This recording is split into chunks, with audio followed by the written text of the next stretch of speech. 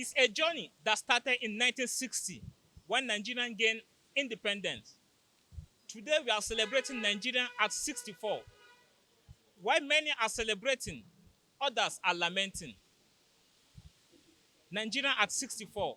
How far and how well?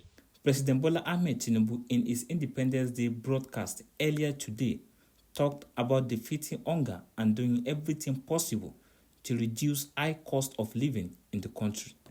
Tinubu said his administration was winning the fight against banditry and kidnapping, and that some 300 Boko Haram terrorists and bandit commanders were eliminated in the past 16 months of his administration. I am happy to announce to you, within 1 year, our government has eliminated many Boko Haram and bandit commanders faster than ever.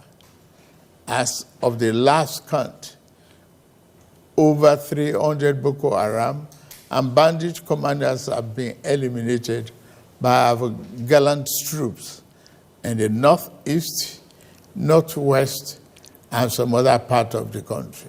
The central concern of our people today is the high cost of living, especially food costs.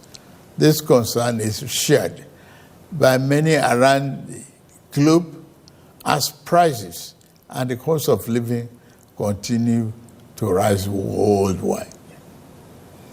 My fellow Nigerians, please be assured that we are implementing many measures to reduce the cost of living at home.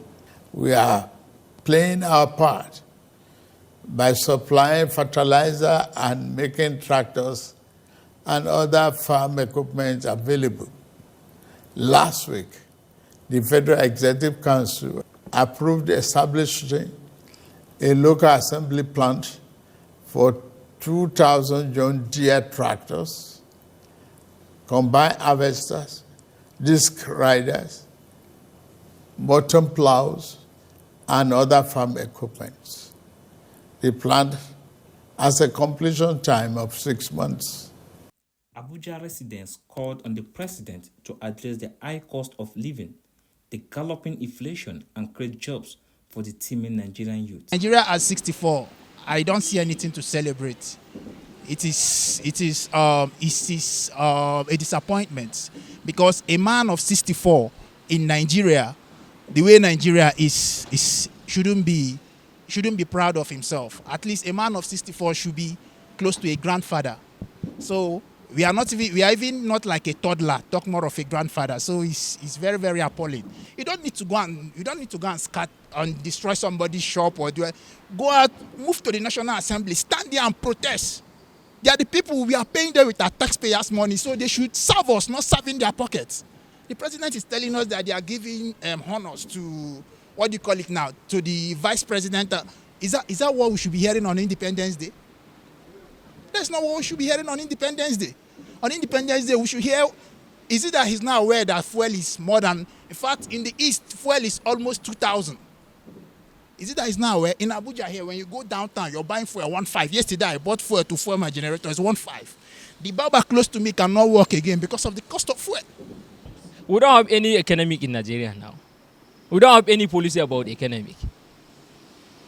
We just have somebody who is ruling without any plan. He's just ruling on how he will get benefits. And Glamour is not about getting profit. It's about serving the people. But we have somebody who's just looking for how you can get profit, not serving the people. Our advice to the president to just please, even if it is work, like to help us, that is the Nigerian youth, give us jobs so that we know that maybe the Nigeria will be better tomorrow, as they say. I don't feel like there is something to celebrate. We are not happy in this country. So everything, the price of everything has gone up, even the price of transportation, price of fuel also. So we are not happy in this country. What I'm thinking is that the president should revert the petroleum subsidy, one, and there should be price regulation, price of commodity, they should regulate it. Forget about this clothes I'm putting on. I've not eaten this morning. Fuel is very, very expensive. And we all know in this country, there is one thing that if it goes high, everything will go high. That's fuel. Fuel price is high.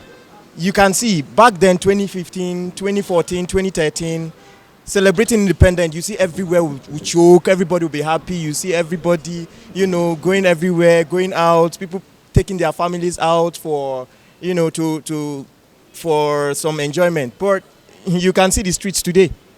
We don't even know anything is happening in the country, and we are celebrating the country. So it's really, really sad. It's really sad. I don't even know. If they ask me, I will say we are still, we don't have independence because we are like a slave in our country. Compared to the previous Nigeria, so far, this is the worst Nigeria I've ever seen in my life. Since I was born, this is the worst of Nigeria.